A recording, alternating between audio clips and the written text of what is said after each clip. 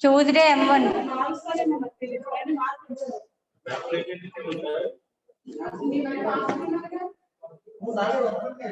ప్రింట్లు తీపిచ్చేసారా?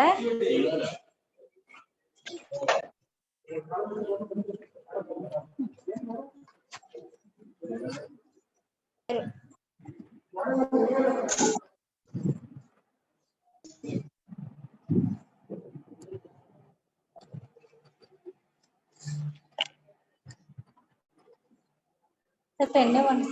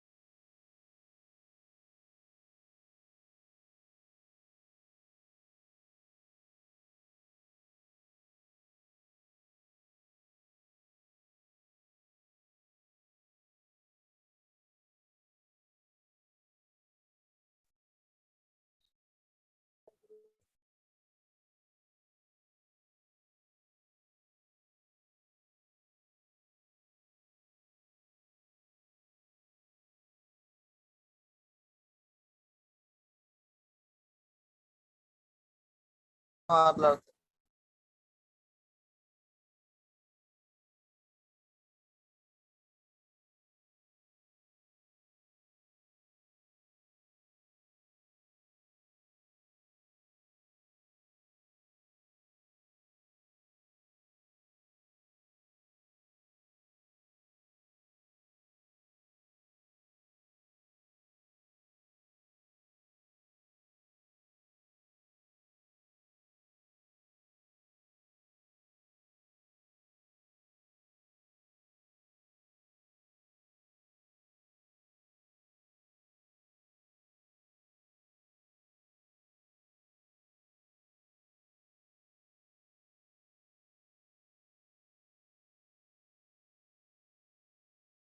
Good morning to one and all.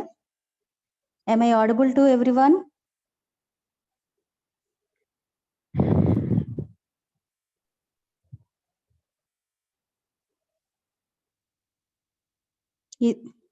Okay. So last class we have discussed about arithmetic mean, that is in measures of central tendency. We have discussed in arithmetic mean. In that we have seen that three different methods. That means three different models. One is individual series, and the second one is discrete series, and the third one is continuous series. So in individual series, both the values given in the table are in one is in terms of alphabets, and another one is in terms of numbers. Whereas in discrete series, we can see that in the table form, we can see that both are in number forms, numerical forms, numerical values are given. Whereas in continuous series, intervals from 10 to 20, 20 to 30, 30 to 40. So in the type we can see in continuous series. So arithmetic mean calculation మనం చెప్పుకున్నాం కదమ్మా. అందులో కూడా short cut method అని, direct method అని, individual series కిను discrete series కి అయితే short cut method direct method అని చెప్పుకున్నాము. వేరేజ్ ఇన్ కంటిన్యూస్ సిరీస్ లో short cut method, direct method, step deviation method అని కూడా చెప్పామమ్మా. సో దేనికి వేరియేషన్ ఏంటి, నేను ఒకసారి ప్రీవియస్ ఏదైనా మోడల్ క్వశ్చన్ పేపర్ పెట్టాడేమో ఒకసారి వెబ్సైట్ లో నేను చూస్తాను, క్వశ్చనింగ్ ఎలా అడుగుతున్నాడో చూస్తాను. అర్థమెటిక్ మీన్ అయిపోయింది కదా ఒక టాపిక్ కంప్లీట్ గా. సో దానికి సంబంధించిన పీపీటీ నేను మీకు ఫార్వర్డ్ చేస్తాను ఈ రోజు. అట్లాగే పీడిఎఫ్ గ్రెవెల్ టెక్స్ట్ బుక్ లో ఉన్న పీడిఎఫ్ కూడా ఫార్వర్డ్ చేస్తాను. మీకు ఏది అర్థమైతే అది అర్థమెటిక్ మీన్ కి సంబంధించి రాసుకోండి నోట్స్ కింద. ఓకే అమ్మా. తర్వాత నోట్స్ యూనిట్ 1 స్టార్ట్ చేశారు. నేను 9 పేజెస్ సెండ్ చేశాను కదా ఫస్ట్. ఆ 9 పేజెస్ రాసేసుకోండి. అందులో నుంచి థియరిటికల్ క్వశ్చన్స్ అడుగుతాడని చెప్పాను. బట్ ఏ వేలో అడుగుతాడు అనేది మనం ఒకసారి మోడల్ పేపర్ ఏమైనా పెట్టాడేమో చూద్దాం వెబ్సైట్ లో. ఎందుకంటే ఇది ప్రాబబిలిటీ అండ్ స్టాటిస్టిక్స్ లో కొత్తగా ఇంట్రడ్యూస్ చేసిన టాపిక్ అన్నమాట R19 సిలబస్ లో. సో కొంచెం డిఫరెంట్ గా అనిపిస్తుంది, అంత థియరీ పార్ట్ ఎక్కువగా అనిపిస్తుంది. అసలు క్వశ్చనింగ్ ఎలా అడుగుతాడో చూసి దాన్ని బట్టి మనం ప్రిపేర్ అవుదాం. ఫస్ట్ మీరు సెకండ్ యూనిట్ కంప్లీట్ అయిపోయింది కదా, ప్రిపేర్ అవ్వాలనుకుంటే అందులో ఉన్న టాపిక్స్ అన్ని క్లియర్ కట్ గా పర్ఫెక్ట్ గా ప్రిపేర్ అయిపోండి. ఓకే, మోడల్స్ ఎన్ని ఉన్నాయి ఏంటి నోట్ చేసుకోవడం, ప్రతి మోడల్ కి ఫార్ములా ఏముంది చక్కగా ఒక దగ్గర రాసుకుంటే మోడల్ టాపిక్ పేరు, దానికి సంబంధించిన ఫార్ములాలు చక్కగా ఒక ప్లేస్ లో రాసుకుంటే మీరు ఆ ఫార్ములా చూసుకున్నైనా సరే ఎగ్జామ్ కి వెళ్ళిపోవచ్చండి. ఎందుకంటే టేబుల్ క్యాల్సి పట్టుకెళ్తారు, క్యాలిక్యులేటర్ లో టైపింగే కాబట్టి పెద్ద కష్టమేం అనిపించదు. సో ప్రిపేర్ అవ్వాలనుకుంటే సెకండ్ యూనిట్ మొదలు పెట్టి ప్రిపరేషన్ మొదలు పెట్టుకోండి. ఈ యూనిట్ నేను ఒకసారి చూసి చెప్తానమ్మా.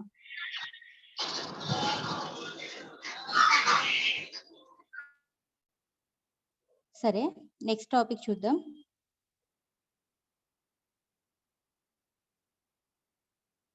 నోట్స్ సెండ్ చేస్తానమ్మా. సెండ్ చేయలేదని పెట్టారు మెసేజ్, నోట్స్ సెండ్ చేస్తాను. స్క్రీన్ షేర్ చేస్తున్నాను.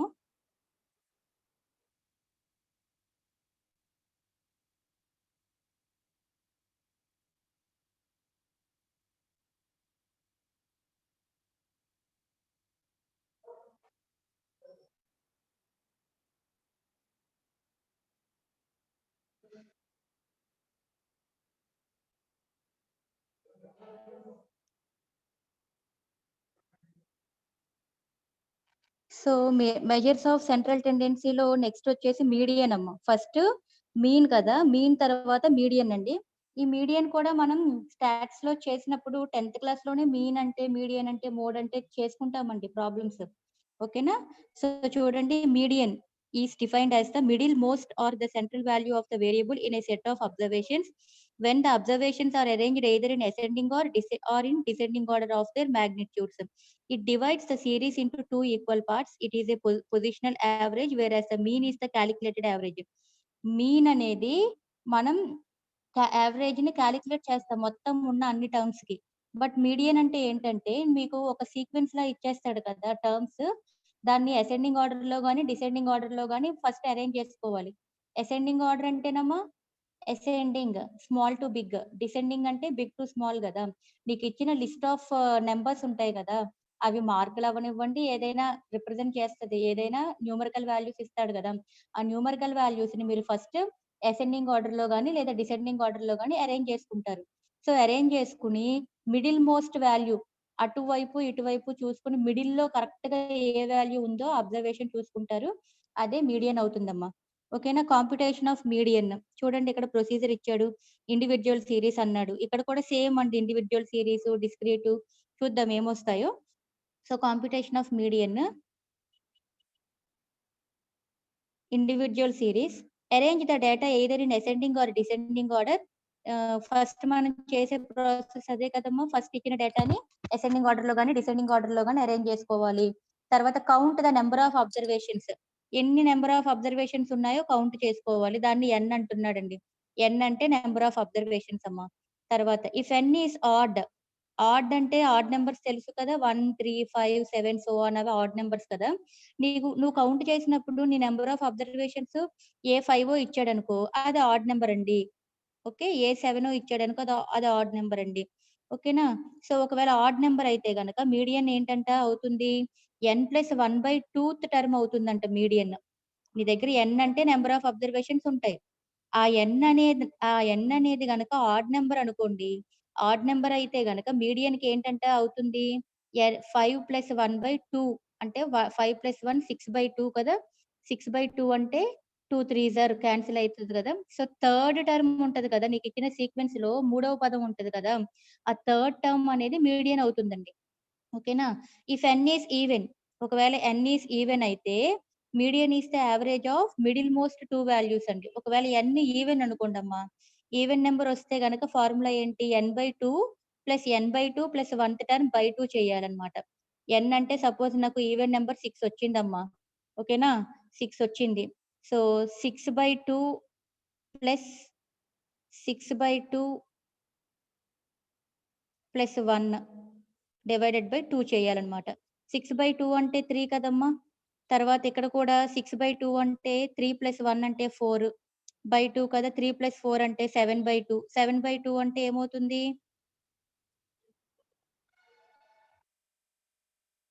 7/2 అంటే 2 3s ఆర్ 3.5 అవుతుంది. సో, 3.5 అనేది నీకు మీడియన్ వాల్యూ అవుతుందన్నమాట. ఓకేనా? సో, n ఆడ్ అయితే n+1/2థ్ టర్మ్ అవుతుంది. n ఈవెన్ అయితే n/2 plus n/2 plus 1/2 term అవుతుందన్నమాట. Next grouped data. గ్రూప్డ్ డేటాకి formula median equal to L plus n/2 minus CF/F. ఇక్కడ L అంటే lower limit of median class. N అంటే total frequency. Small f అంటే frequency of median class. CF అంటే cumulative frequency of preceding class to the median. C అంటే width of the class interval అండి. Okay. Example చూద్దాం మనం. Example మామూలుగా ఇలా data ఇచ్చేసాడండి. Find the median of the following data అని అడిగాడు కదా! సో, ఇలా ఒక సీక్వెన్స్ కనిపించింది నీకు. ఫస్ట్ ఏం చేయాలి? ఈ వాల్యూస్ అన్నీ అసెండింగ్ ఆర్డర్‌లో గాని, డిసెండింగ్ ఆర్డర్‌లో గాని స్ప్లిట్ మామూలుగా రాసుకోవాలి. అసెండింగ్ ఆర్డర్ అంటే చెప్పాను కదా! స్మాల్ టు బిగ్ అని. సో, స్మాల్ నంబర్ నుంచి బిగ్ నంబర్ వరకు రాసుకుంటే ఇలా వచ్చిందండి మనకి. ఓకేనా? తర్వాత ఏం చేయమన్నాడు? నంబర్ ఆఫ్ అబ్జర్వేషన్స్ ఎన్నున్నాయో కౌంట్ చేయి. 1, 2, 3 4, 5, 6, 7, 8, 9 ఉన్నాయి. నంబర్ ఆఫ్ అబ్జర్వేషన్స్ 9 ఉన్నాయి. 9 అంటే మరి ఆడ్ టర్మ్ కదా! ఆడ్ నంబర్ కదా! So, if n is odd అయితే మీడియన్‌కి ఏంటి ఫార్ములా? n+1/2థ్ టర్మ్. అంటే 9 + 1/2 అంటే 5/2. 5 ఫిఫ్త్ టర్మ్ అనేది మీడియన్ అవుతుంది. What is the fifth term in the given in ascending order series? 1, 2, 3, 4, 5 fifth term అంటే 32. That is the median of the given series. Ascending ఆర్డర్‌గా arrange చేసుకున్న దానిలో ఫిఫ్త్ టర్మ్ గాని problem ఇచ్చింది ఫిఫ్త్ టర్మ్ చెప్పకూడదమ్మా. ఓకేనా? సో, మీడియన్ అంటే ఇది మనం చిన్నప్పుడు చేసిన ప్రాసెస్సే కదా! సో, నెక్స్ట్ సేమ్ ఇది కూడా ఇంతే. Find the median of the following data. కాకపోతే ఇక్కడ చూద్దాం ఒకటి. సో, మళ్ళీ సేమ్ ప్రాసెస్ అండి. First arrange the point values in ascending or descending order అన్నాడు. సో, నేను అసెండింగ్ ఆర్డర్ అరేంజ్ చేసుకుంటున్నా. స్మాల్ టు బిగ్ అండి. స్మాల్ టు బిగ్ అరేంజ్ చేసుకుంటున్నాము. n అంటే టోటల్ నంబర్ ఆఫ్ అబ్జర్వేషన్స్ కదండీ. ఎన్నున్నాయి? 3, 6, 9, 10 ఉన్నాయి. So, total number of observations 10 కదండీ. 10 అంటే ఈవెన్ నంబర్ గదా! సో, ఈవెన్ నంబర్ అయినప్పుడు మనకేంటి మీడియన్‌కి formula n/2 plus n/2 plus 1/2 formula కదా! n/2 అంటే 10/2 అంటే 5 ప్లస్ n/2 అంటే 10/2 అంటే 5 ప్లస్ 1 6/2 5 ప్లస్ 6 అంటే 11/2.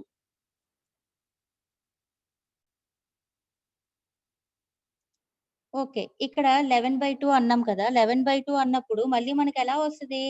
2 5 ఆర్ 10 పాయింట్ 5.5 కిందొస్తది కదా! మరి 5.5 టర్మ్ అంటే నువ్వేం చెప్తావు? ఇందాక కూడా మనం 3.5 చెప్పి ఆపేసాను కదా నేను. ప్రాబ్లమ్‌లో చూపిద్దామని చెప్పి ఆపేసాను చూడండి. ఇలా 0.5లో వస్తున్నాయి కదా! మరి ఈవెన్ ఈవెన్ నంబర్ అయితే గనక మరేం చేద్దాము? అప్పుడేం చేస్తారంటే నువ్వు n/2 చేస్తే ఎంతొచ్చింది? ఫిఫ్త్ టర్మ్ అని వచ్చింది గదా! n/2 ప్లస్ 1 చేస్తే ఏమొచ్చింది? మళ్ళీ సిక్స్త్ టర్మ్ అని వచ్చింది కదా! ఆ టర్మ్స్ ఏవున్నాయో చూసుకోండి మీ అసెండింగ్ ఆర్డర్‌లో. ఈ అసెండింగ్ ఆర్డర్‌లో ఫిఫ్త్ టర్మ్ ఏంటి? 15 రాసేసుకున్నాను. తర్వాత సిక్స్త్ టర్మ్ ఏంటి? 17 రాసుకున్నాను. డివైడెడ్ బై 2 చేయండి. టర్మ్స్ వేసేసుకొని డివైడెడ్ బై చేయండి. సో, 15 ప్లస్ 17 అంటే 32/2 అంటే 16 అనేది మీడియన్ అవుతుందన్నమాట.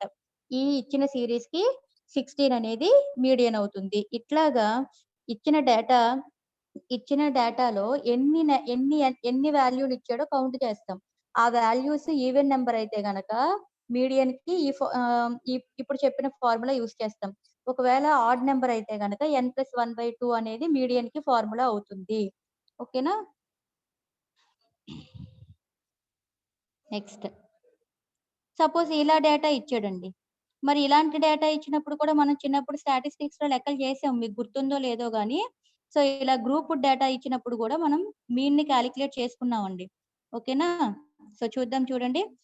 క్లాస్, క్లాస్ సిఐ అంటే క్లాస్ ఇంటర్వెల్స్ ఎలా ఇచ్చాడు 10-20, 20-30, 30-40, 40-50.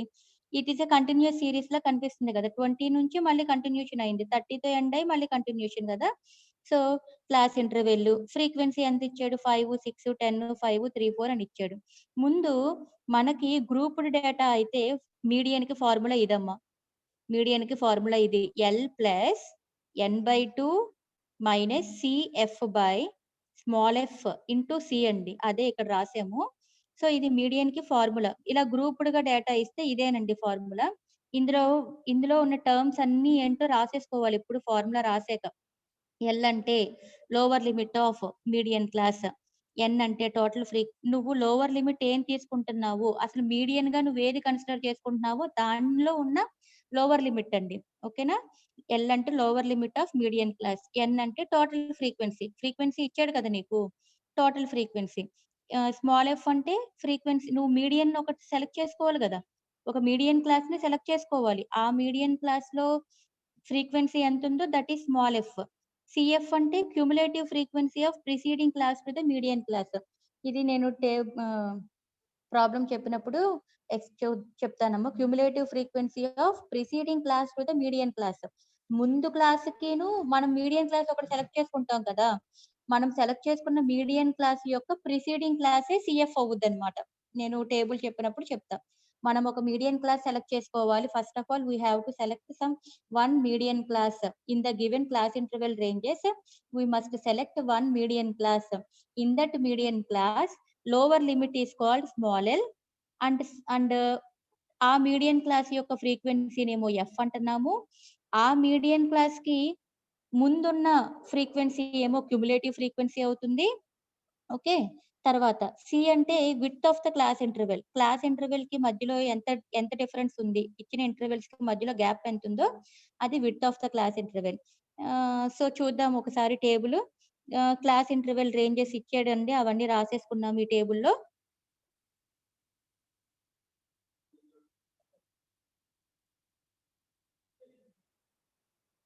ఓకే. హ్మ్. ఫ్రీక్వెన్సీ అంటే మనకిచ్చాడు గదండీ! ఆ ఫ్రీక్వెన్సీలన్నీ వేసేసుకున్నాము. సో, క్యాపిటల్ ఎన్ అంటే నేను చెప్పాను కదా! ఇందాక టోటల్ ఫ్రీక్వెన్సీ అన్నాను కదా! ఈ ఫ్రీక్వెన్సీ అన్నీ యాడ్ చేసేసుకోండమ్మా. దాన్ని క్యాపిటల్ ఎన్ అని మెన్షన్ చేసేసేయండి. అయిపోయింది. ఒక వాల్యూ తెలిసిపోయింది. తర్వాత స్మాల్ ఎఫ్ అంటే ఏంటా అని అన్నాను కదా! మరి మనం ఒక మీడియన్ క్లాస్‌ని సెలెక్ట్ చేసుకోవాలి కదా! మీడియన్ క్లాస్‌ని సెలెక్ట్ చేసుకోవాలంటే ఇక్కడ మనకు చూడండి 1, 2, 3, 4, 5, 6 ఉన్నాయి. 6 ఉన్నాయి గదా! సో, 6కి 3, 4, 5, 6 గదా! 6లో హాఫ్ అంటే ఎంత? థర్డ్‌ది గదా! 6లో 6లో హాఫ్ కరెక్ట్‌గా ఎగ్జాక్ట్‌గా మీడియన్ తీసుకోవాలి గదా! సో, థర్డ్ వాల్యూ అవుతుందనమాట. సో, థర్డ్ వాల్యూ ఏంటి ఇక్కడ? ఫస్ట్‌ది వదిలేయండి. సెకండ్‌ది వదిలేయండి. ఈ థర్డ్‌దనమాట. 30-40 అనేది నేను సెలెక్ట్ చేసుకున్న మీడియన్ క్లాస్. నేను 40-50 సెలెక్ట్ చేసుకుంటానన్నా చేసుకోవచ్చు. బట్ కొంచెం వాల్యూ కొద్దిపాటి వేరియేషన్ ఒస్తదంతే. పెద్దగా వేరియేషన్ ఏం రాదు గానీ, బట్ మీడియన్ తీసుకోవాలి అంటే నాకు సపోజ్ 6 ఉన్నాయి కదండీ!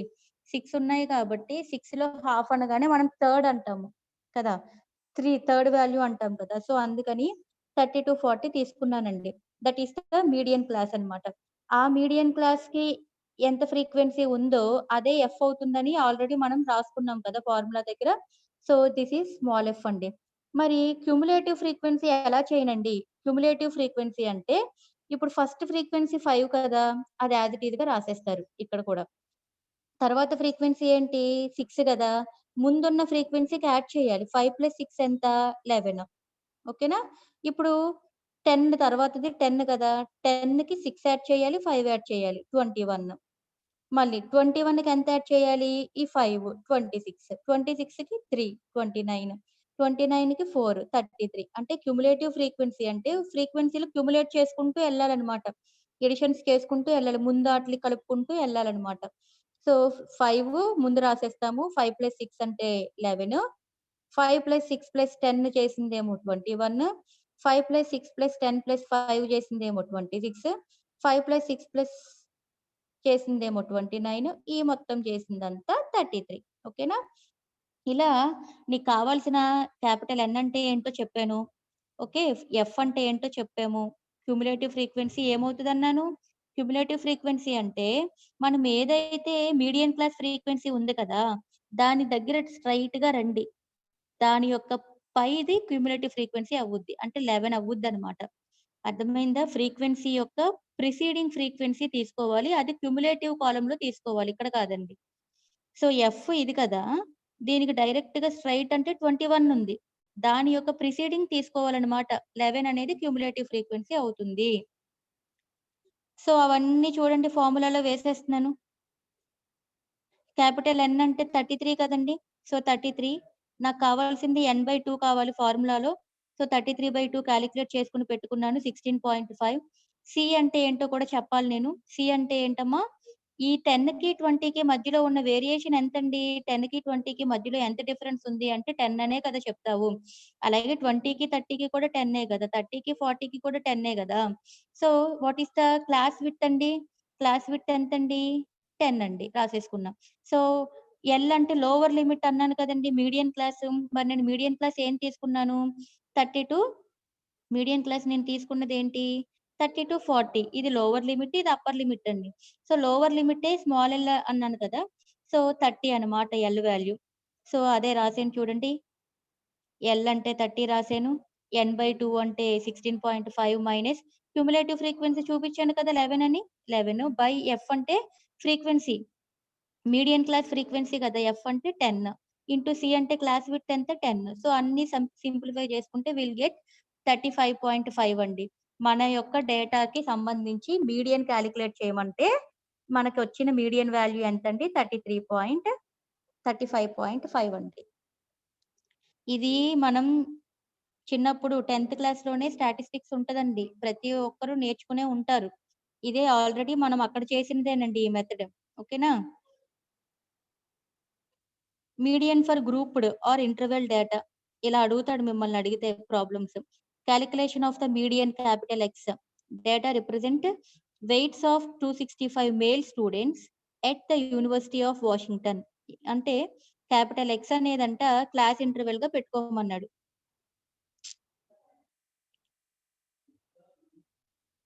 క్యాపిటల్ ఎక్స్ అండి calculation of the median X అంటున్నాడు. క్యాపిటల్ ఎక్స్ మీడియన్ గా ఇండికేట్ చేశాడు. ఎక్స్ కనుక్కోవాలి మనం. ఏ తర్వాత data representing weights of 265 male students. 265 male students యొక్క వెయిట్ రిప్రజెంట్ చేసిన డేటా మనకి ఇస్తున్నాడండి. ఓకే. సో క్లాస్ ఇంటర్వెల్ ఏంటంట ఇలా ఇచ్చాడు 90-99, 100-109. మీరు అబ్జర్వ్ చేస్తున్నారా? ఇందాక చెప్పిన డేటా ఏమో 10-20 మళ్ళీ ఇక్కడ 20 తోనే కంటిన్యూ అవుతుంది గదా! 20-30 మళ్ళీ ఆ 30 తోనే కంటిన్యూ అవుతుంది గదా! బట్ ఇక్కడ చూడండి 90-99, 100-109 ఏమ్మా 110-119 ఇక్కడ 109తో ఆగిపోతే 110తో మొదలైంది. సో సేమ్ కంటిన్యూయస్‌గా రిపీట్ అవ్వట్లేదు. This is not a continuous series అండి. ఇంటర్వెల్ రేంజెస్ చూడగానే జాగ్రత్తగా అబ్జర్వేషన్ ఉండాలి. ఇంటర్వెల్స్‌ని బట్టి నీకు మీడియన్‌ని తీసుకోవడం గాని, మీడియన్‌ని బట్టే గదా నువ్వు ఫ్రీక్వెన్సీ సెలెక్ట్ చేసుకోవాలి. ఇవన్నీ ఉంటాయన్నమాట. జాగ్రత్తగా చూసుకోండి. సో ఫ్రీక్వెన్సీ ఎంత ఇచ్చాడంట 1, 1, 9, 30, 42 ఇలా ఇచ్చాడండి. ఓకే. ఆహ్, ఫార్ములా ఏంటి? L+N/2 minus CF/F into I. ఇక్కడ, ఇక్కడ సి అండి. సి అంటే నేనేం చెప్పాను? క్లాస్ విడ్త్ అని చెప్పా. సి బదులు ఇక్కడ ఏం రాస్తున్నాం? ఐ అంటే కొంచెం వేరియేషన్ ఉంటది కదా అని రాసామండి అంతే. ఇక్కడ స్మాల్ ఎల్ రాసా. ఇక్కడ క్యాపిటల్ ఎల్ అంటున్నా. సేమ్ అండి. N/2 minus CF/F into C బదులు ఐ. ఏంలా కొంచెం వేరియేషన్ చూపించాలి కదా అని ఫార్ములాలో కూడా పేరు మార్చాను అంతే. ఓకేనా? సో ఇప్పుడు చూద్దామండి. 1, 2, 3, 4, 5, 6, 7, 8, 9, 10, 11, 12 ఇచ్చాడండి. సో మనకి ఎన్ని ఇచ్చాడో చూడండి ఒకసారి డేటాలో. 1, 2, 3, 4, 5, 6, 7, 8, 9, 10, 11, 12 కదండీ! మరి 12 అనగానే హాఫ్ ఎంత అని అనగానే 6 అంటాం కదా! 6ది చూడండి 1, 1, 1, 2, 1, 2, 3, 4, 5, 6ది తీసుకున్నాను నేనిప్పుడు. ఇప్పుడు నేనేం సెలెక్ట్ చేసుకున్నాను? 5థ్‌ది మీడియన్ క్లాస్ 140-149 అండి. సో దానికి సంబంధించి ఇదే కదా ఫ్రీక్వెన్సీ 66. మరి క్యుములేటివ్ ఫ్రీక్వెన్సీ అంటే చూడండి ఇక్కడ ఒకసారి క్యుములేటివ్ ఫ్రీక్వెన్సీ కాలమ్‌నేసేద్దామండి. సో 1, 1 ఫస్ట్ 1 రాసేయాలన్నాను. 1 + 1 అంటే 2, 2 + 9 అంటే 11, 11 + 30 అంటే 41, 41 + 42 అంటే 83, 83 + 66 అంటే 149, 149 + 47 అంటే 196, 196 + 39 అంటే 235, 235 + 15 అంటే 250, 250 + 11 అంటే 261, 261 + 1 అంటే 262, 262 + 3 అంటే 265 అండి. ఓకే. ఈ క్యుములేటివ్ ఫ్రీక్వెన్సీ బానే వేసేస్తారు. ఓకేనా? ఇక్కడ సీఎఫ్ అనేది మనకి ఫార్ములాలో ఉంది గదా! సీఎఫ్ అంటే క్యుములేటివ్ ఫ్రీక్వెన్సీ గదా! ఇక్కడ నీకు ఈ పీపీటీలో గ్రీన్‌గా మార్క్ చేశారు గానమ్మా, ఇది దీని స్ట్రెయిట్‌ది కదా! క్యుములేటివ్ ఫ్రీక్వెన్సీ అంటే ఏం చెప్పాను నేను?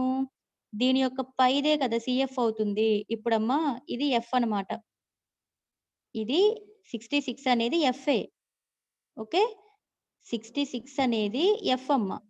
ఈ ఎఫ్‌కి ఎదురుంగా క్యుములేటివ్ ఫ్రీక్వెన్సీలో ఉన్నది 149. ఇక్కడ గ్రీన్ కలర్‌లో కనబడుతుంది గదా! ఇది హైలైట్ చేస్తున్నట్టుగా ఉంది కదా! అని ఇది కాదండి సీఎఫ్. సీఎఫ్ ఎప్పుడు కూడా దాని ప్రిసీడింగ్‌దేనండి. ఇది సీఎఫ్. మరి లోవర్ లిమిట్ ఏంటండి ఇక్కడ? 140. ఓకేనా? అన్నీ రాసుకున్నాం.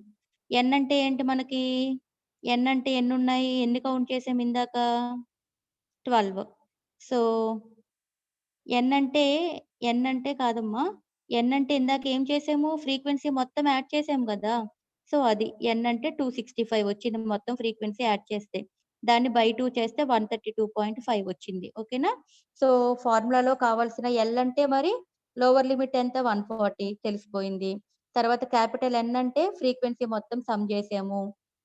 ఇంకా ఏం కావాలి మనకి ఫార్ములాలో? సిఎఫ్ క్యుములేటివ్ ఫ్రీక్వెన్సీ అంటే 83 బై స్మాల్ ఎఫ్ ఆ మీడియన్ క్లాస్‌కి సంబంధించి ఫ్రీక్వెన్సీ అంటే 66 అన్నీ సబ్స్టిట్యూట్ చేస్తున్నాను చూడండి ఫార్ములాలో. ఇదిగోండి. X equal to L plus N by 2 minus CF by F into I అండి. ఐ అంటే మరి క్లాస్ విడ్త్ అన్నాను కదా! ఒకసారి చూద్దాం. 90-99 కదా! 90-99 కౌంట్ చేయండి. 90-99 అంటే 90, 91, 92, 93, 94, 95, 96, 97, 98, 99 10 వచ్చాయి. 90 నుంచి మొదలుపెట్టి 99 వరకు లెక్క పెట్టండి. ఎన్ని నంబర్స్ ఉన్నాయి? 10 ఫింగర్స్ తీసుకుంటాం. కౌంటింగ్ అనగానే ఫింగర్స్ ఓపెన్ చేసి కాలిక్యులేట్ చేసుకోవడం అలవాటే కదా మనకి. సో 90కి 99కి ఎంతండి? 90 నుంచి 99కి మధ్య విడ్త్ ఎంతుందని చెప్పొచ్చు ఇప్పుడు? 10 అని చెప్పొచ్చండి. 9 అని వేసేయకూడదు. కౌంట్ చేసుకోండి జాగ్రత్తగా. సో, సో క్లాస్ విడ్త్ ఎంతండి?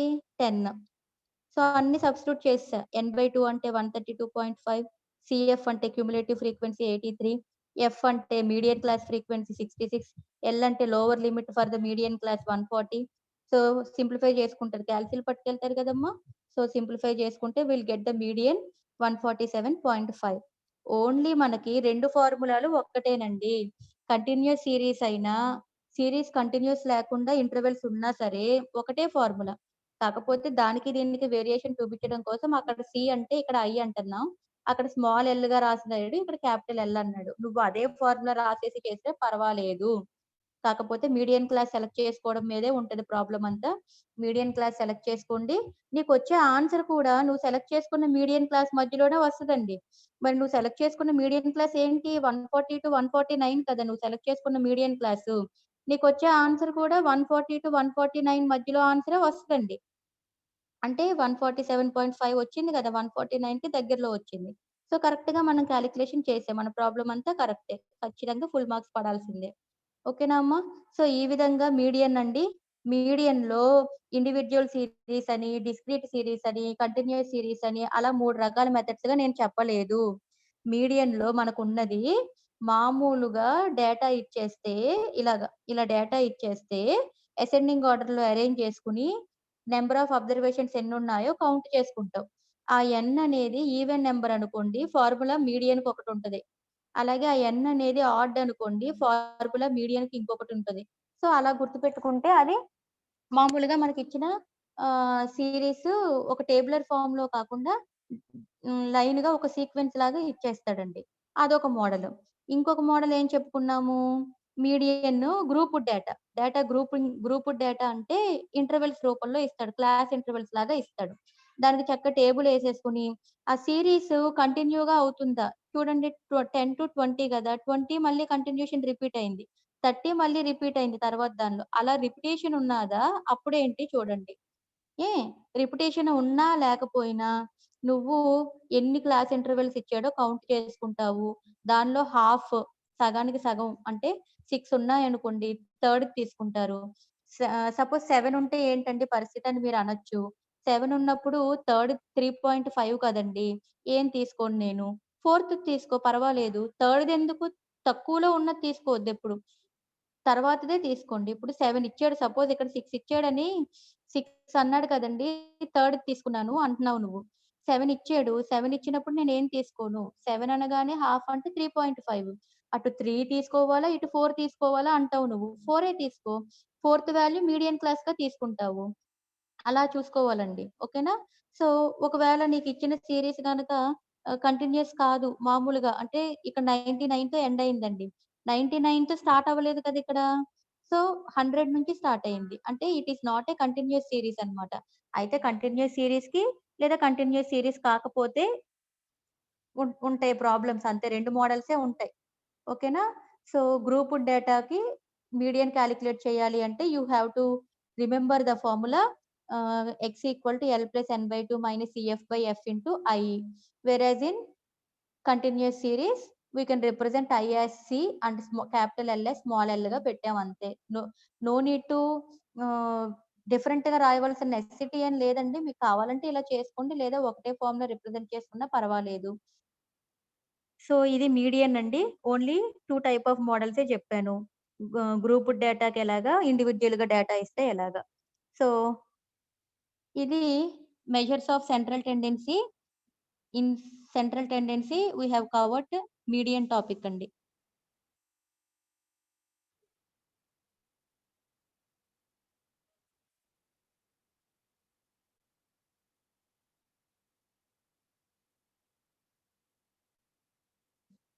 So any doubts? If you have any doubts, just type in chat box. I'll see. Any doubts? Or if you want to ask me anything, you can just type in chat box.